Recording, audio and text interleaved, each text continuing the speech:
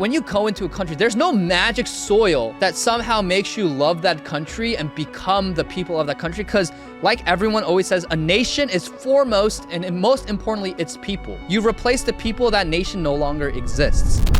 So Elon responded to me twice this weekend, which was great. Of course, whenever Elon responds, it's a great boost into the algorithm. But, oh, it's right here. Okay, so it's this video, okay? This video. So let's watch this video. I'll give my thoughts on it and let's talk about Elon. Let's say the United States went to war with Colombia. Who do you side with? Colombia.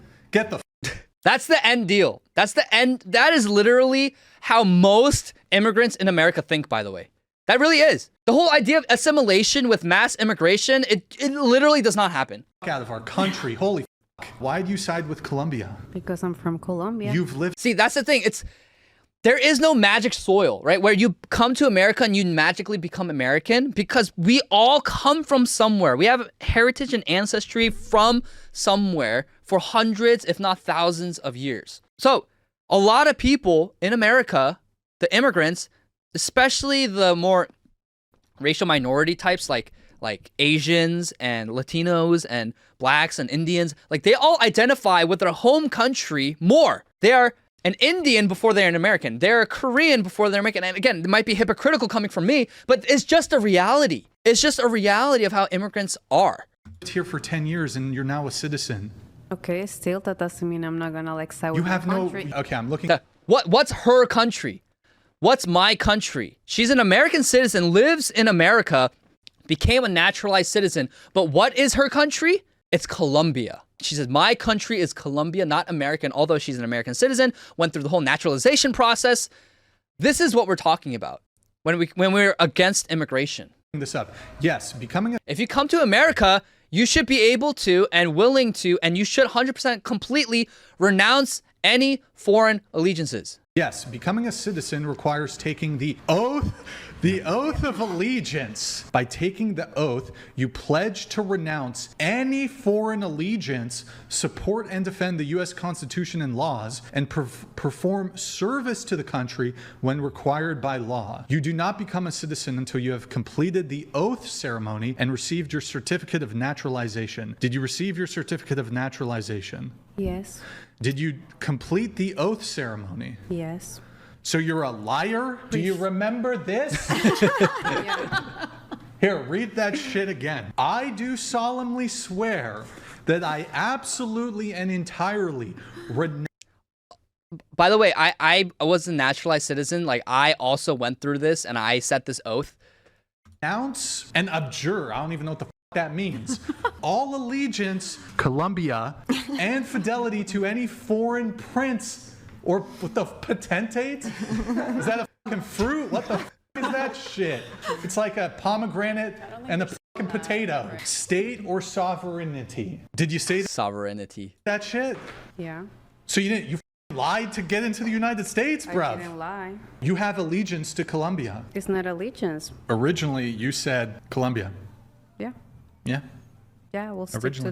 to that answer.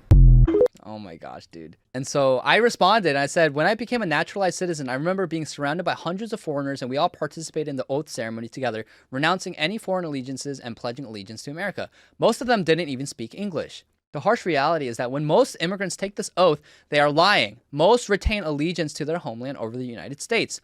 There is nothing hateful nor wrong with denaturalizing and deporting people who love their native homeland more than their host country.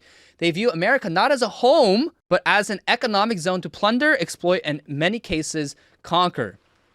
And this is so true. And again, I'm not saying all immigrants are like that. There are great immigrants who love America, who love American traditionalism, American customs and history and culture, and they want to become an American. And I think those immigrants are great. And I don't think anyone really has a problem with those kind of immigrants.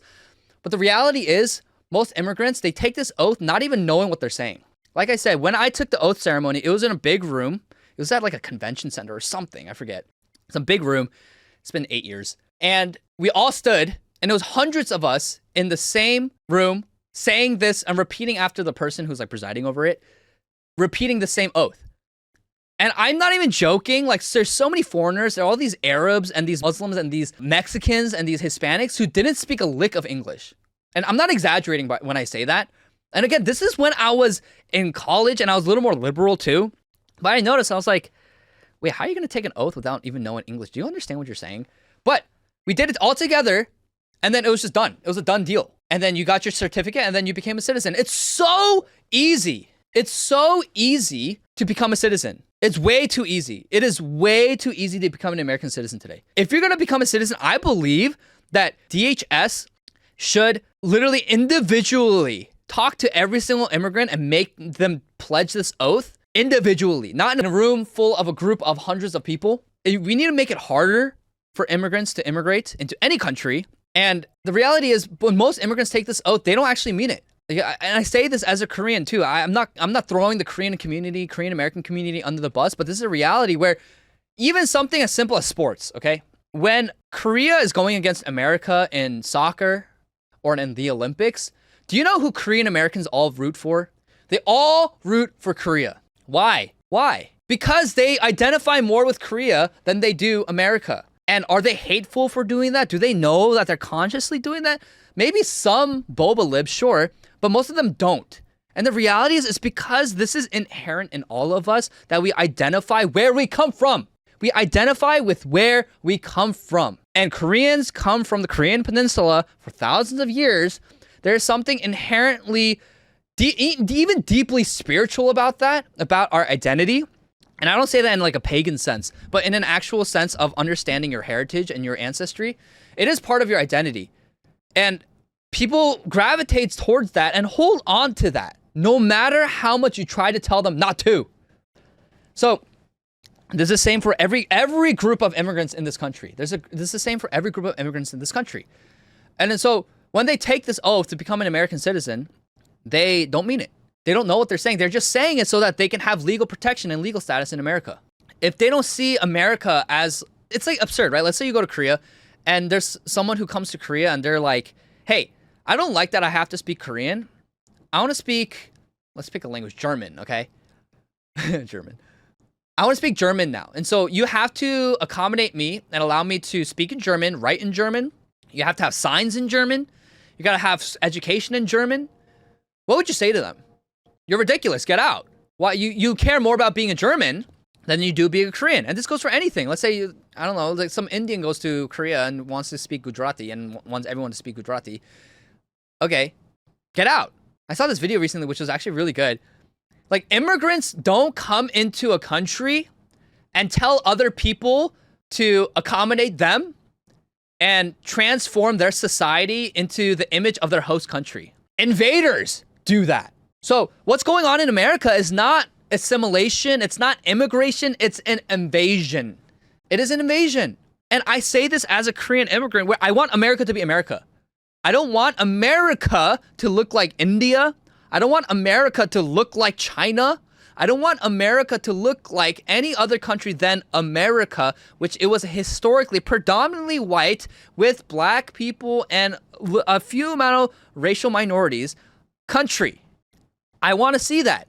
Nowadays, you know, like literally like heritage Americans who were born and raised and can trace their ancestry for decades, generations, even like hundreds of years to the Mayflower or Jamestown, and they're rare. I cannot find them. I cannot see them.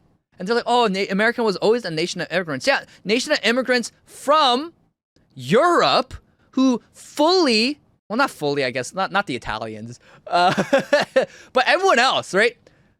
Assimilated into their local cultures. And again, America was a little more like an empire than a nation, even throughout its history, because every locality, every state, every jurisdiction had its own distinct culture.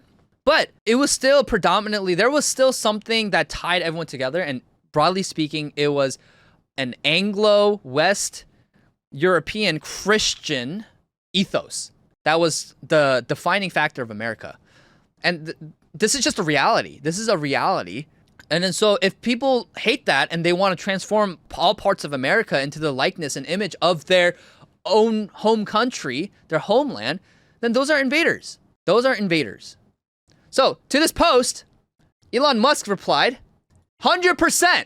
American citizenship is an oath to America. If anyone breaks their oath, they should lose citizenship immediately.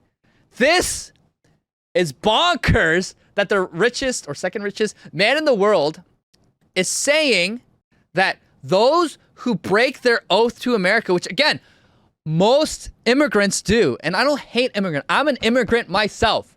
But if you come to America and become an American citizen, you need to pledge allegiance to America, and you are full in an American. You leave behind your foreign allegiances and foreign ties. You have to. That's what it means to immigrate and assimilate into a country.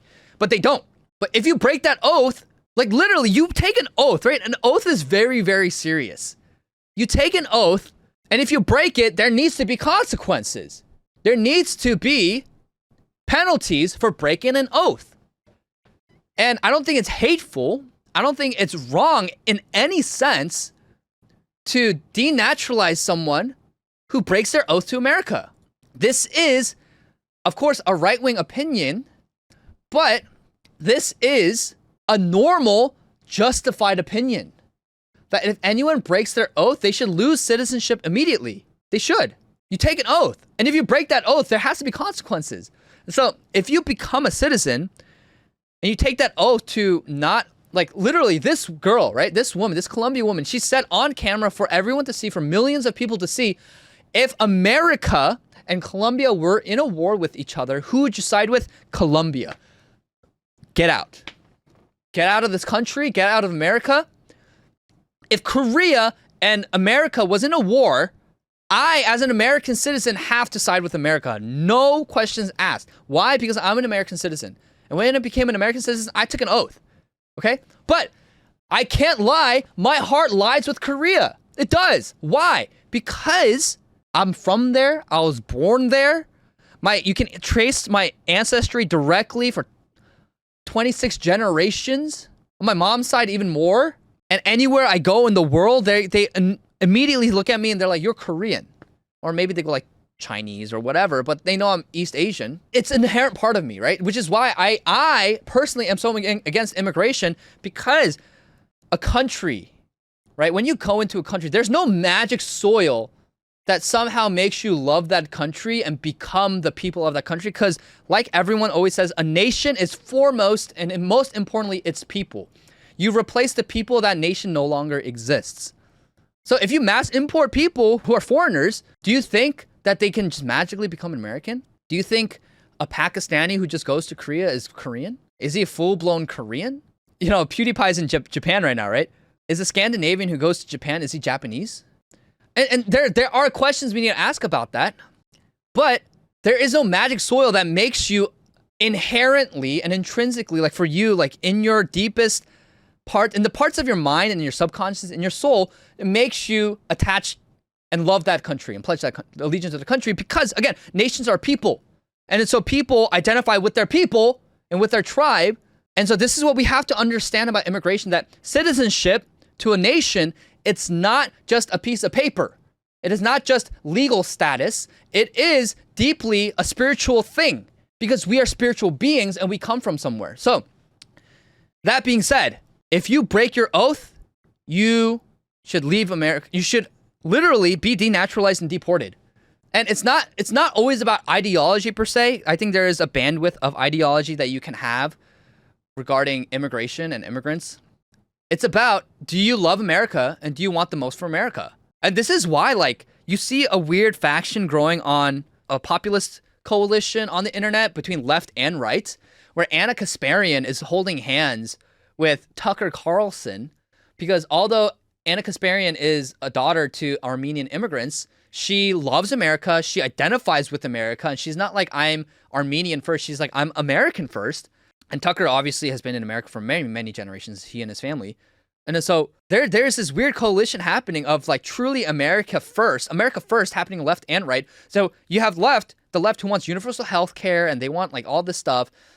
And then the right obviously wants what the right wants. But the common goal is like, you love America so much. And if America went to war, you would go to war for America. And that's the bottom line. I think something like this is disqualifying for someone for their citizenship, and they should be denaturalized and deported. And there is there's nothing hateful about sending someone back to the native homeland and the country that they love more than their host country. There's nothing wrong with it. You see these people flying Mexican flags, love Mexico, viva la Mexico. Okay, go back. We'll send you back. No, that's hateful. You can't do that. Why? You clearly love Mexico more than you do America. What's wrong? There's nothing wrong with that. So Elon Musk agrees. American citizenship is an oath to America. If anyone breaks their oath, they should lose citizenship immediately.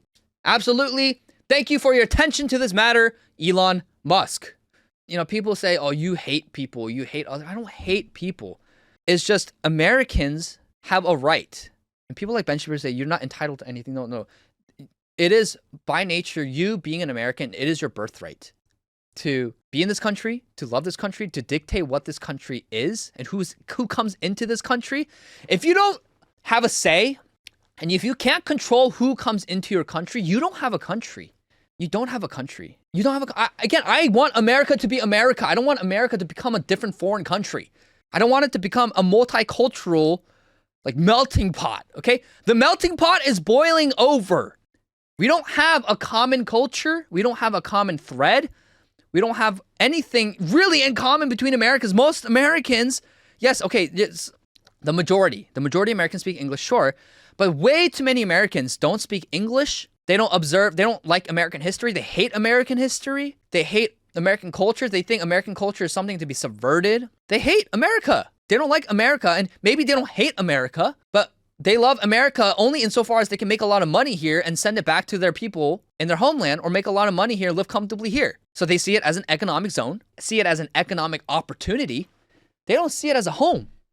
They don't see it as a home to a distinct people with a distinct history and distinct culture. I don't see why we need to keep those people here. Get them out. Get them out. Nothing hateful about that. Now, it might be a little ugly at first, sure, but you love your home country more than you do your host country.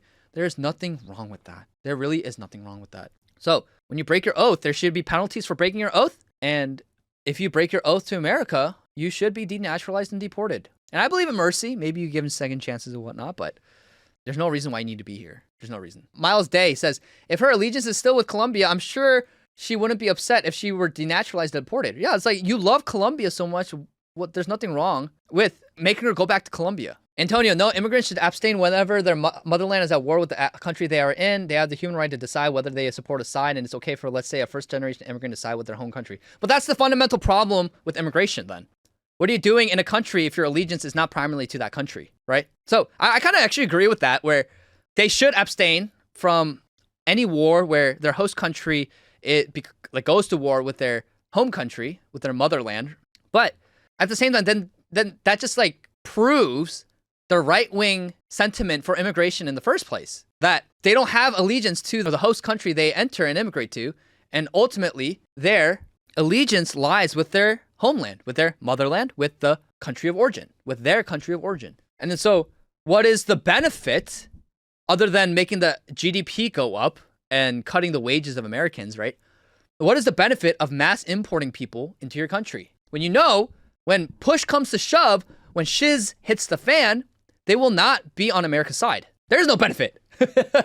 So it's okay. It's okay to send people back to where they came from. I would go back to Britain if it was 95% white British, but it has become a multicultural hellhole. It really has. It really has. It's like London is half foreigners now. London. It's awful. It's awful. I think every country has the right to stay sovereign. I think the native people in a country have the right to preserve their heritage and their national identity.